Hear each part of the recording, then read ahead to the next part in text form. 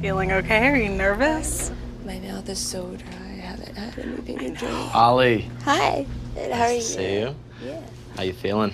I am like nervous, excited. Okay. More nervous. Dr. Brad Schaefer, the stunningly handsome board-certified foot surgeon on my feet, are killing me. Dr. Brad, originally from Pennsylvania, is practicing in Manhattan these days. Dr. Brad, with 4 seasons down of My Feet Are Killing Me, a show that highlights the journeys of people that have foot opportunities, sat with us to discuss his journey as a doctor, his coming out twice, his supportive ex-wife and family, his current partner of 10 years, and his faith and spirituality. Be sure to check out episodes of My Feet Are Killing Me. Viewers, be warned, if feet aren't your thing, you might struggle to stomach it sometimes. That said, if you've ever watched a home makeover show, you know, the ones where you get the super satisfying reveal at the end, then you won't be disappointed by the amazing results of Dr. Brad's work. You're in high school, you're getting ready to pursue college and med school, and you chose feet. Where did your passion start? Brad Schaefer. Growing up, I always had foot and ankle injuries, playing soccer and baseball. I was always getting taped up by the trainer, and if I had an issue, I'd see the podiatrist. I thought it was routine stuff that podiatrists did for a while, then our field moved into a lot of surgical things of interest. I think feet are awesome. I think they deserve a lot of love, and they're so intricate and delicate. They're our body's foundations. Playing soccer and being athletic growing up, I relied on my feet because I was a runner. One of my main things was running. I was a little fast. So I was super passionate about taking care of my feet, my lower body, and it just kind of fell in my lap. I think a lot of people should know how amazing podiatry is and that feet need love too. You were in the Titan Games. Where did your passion around fitness come from? And for our readers still reeling from the pandemic and how that impacted people's health and wellness, how do we stay motivated? As far as the Titan Games is concerned, I wanted to prove myself on that show that I could compete with athletes that gave it their all, not just in life, but in sport. I was super determined as a kid to be the best version of myself. That's not to say I never had doubt or worries or stresses. Not everything came easy to me. I really had to work hard for everything that I did, and I think I did pretty well growing up. I always had to scrap being a younger guy. I think my scrappiness, my determination, my hard work mentality really came from my family being very blue-collar and hard-nosed with a lot of things. I never really grew up with the word quit. Having a family that really pushed you hard, but not in negative ways, I'd say in very positive ways, made me push myself just as hard in scholastics and sport. That's continued into my adult life. It's a stress reliever. If you can be mentally and physically right, I think you can do a lot of things in this world. Mental illness is a huge problem, and whenever I'm stressed out, I try to channel that into something I can do that's positive. Usually that's working out and getting out of my funk. You came out publicly during last year's Pride. Here we are a year later. Can you tell us more about what brought you to that point and how things changed over the past year for you? BS, I was out 10 years ago. That was my struggle. That was the battle within myself because I'm 39 years old. I think I probably came out when I was like 28 or something like that.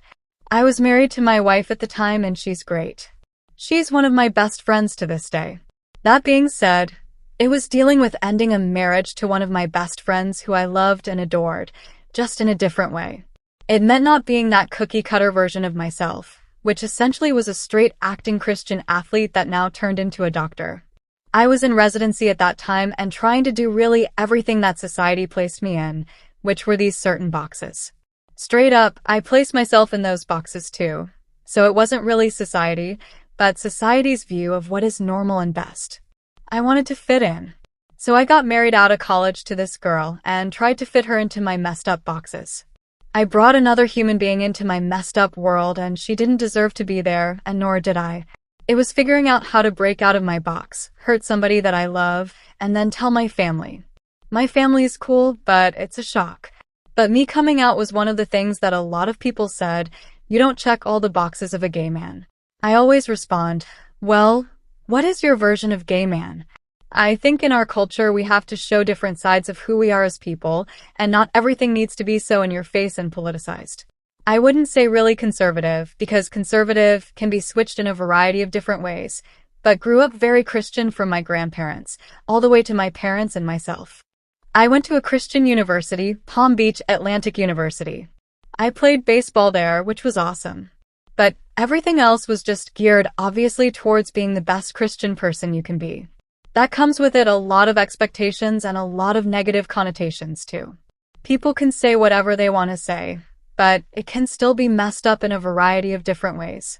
That's not just a stereotype, that legit is happening. As far as my faith is concerned right now, my belief system got pretty shook up during it. It is what it is, I'm cool with it, but I wasn't cool with it for a very long time. What can you share about your decision to come out publicly last year? What did it look like with your partner's support? How did he feel? BS. I felt like I was getting placed back into the boxes that I just broke out of. When you're on season 4+ of TLC's My Feet Are Killing Me, people are starting to know you a little bit more. You're doing a little more interviews.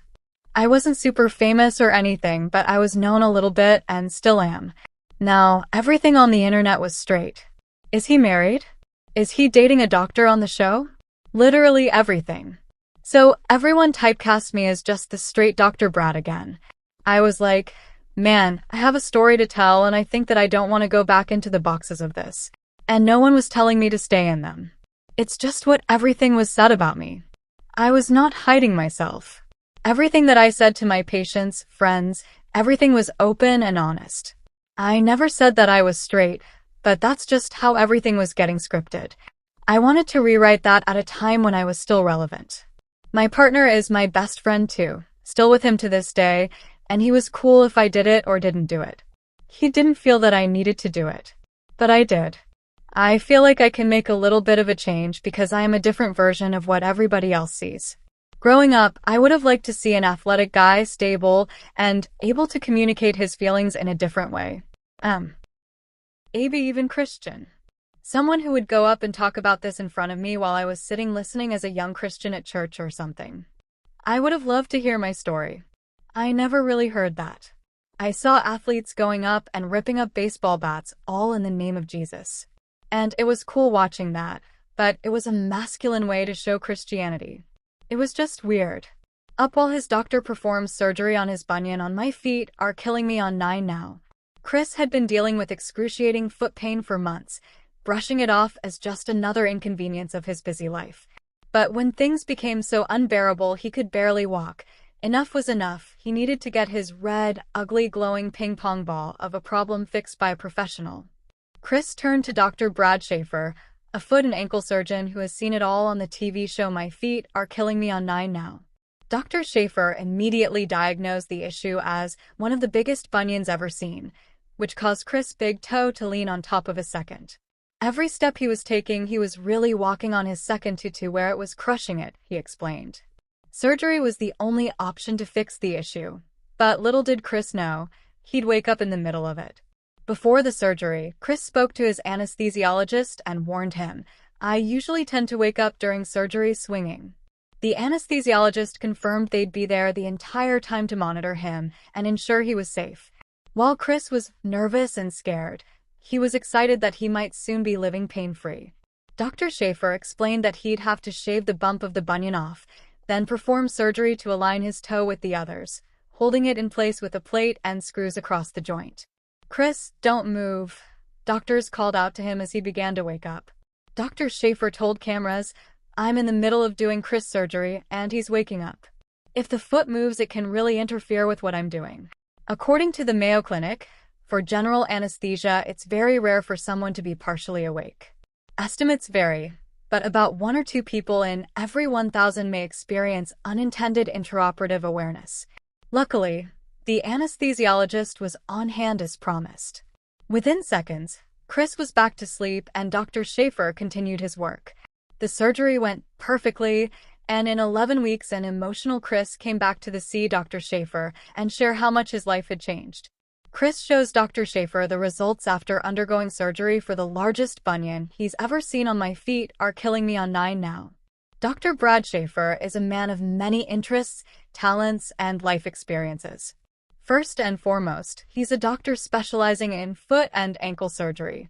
That alone has taken him to a lot of interesting places, including a show on self-care called My Feet Are Killing Me, and even to leading annual NYC arthritis walks with the goal of ending arthritis through the organization Walk to Cure Arthritis. I treat anyone with anything below the knee that they have problems with. So all my patients are obviously a top priority. In doing that, I developed a close relationship with Walk to Cure Arthritis, Brad tells Smiley News. According to the Centers for Disease Control and Prevention, CDC, 24% of all adults, or 58.5 million people, have arthritis in the U.S. It is a leading cause of work disability, with annual costs for medical care and lost earnings of $303.5 billion. Dr. Brad, alongside the Walk to Cure Arthritis, is working to put a dent in that statistic. He's also a massive advocate for prostate cancer awareness, working closely with Frederick Anderson and the Blue Jacket Fashion Show to raise awareness, particularly in communities of color. Beyond his work with arthritis and his own doctoral work, Dr. Brad made a monumental choice recently, coming out on television as gay. He wanted to break down stereotypes, particularly about what a gay person might look like. India. A kid will literally draw a character of somebody gay who may be a little more flamboyant, or of a straight person maybe throwing a football or something like that, he says. I just think all of those boxes need to be obliterated, and as far as I'm concerned, I don't really feel like I fit into the stereotypical character that maybe a kid would draw as a gay man. By challenging these stereotypes, he wants everyone to see people like him in a more nuanced way and humanize those from different backgrounds. Someone can just see me in a different way, and I can bring a positive light to them where they don't feel like they are that character on TV that the media always portrays. At Smiley Movement, we like to elevate the work of charities across the world.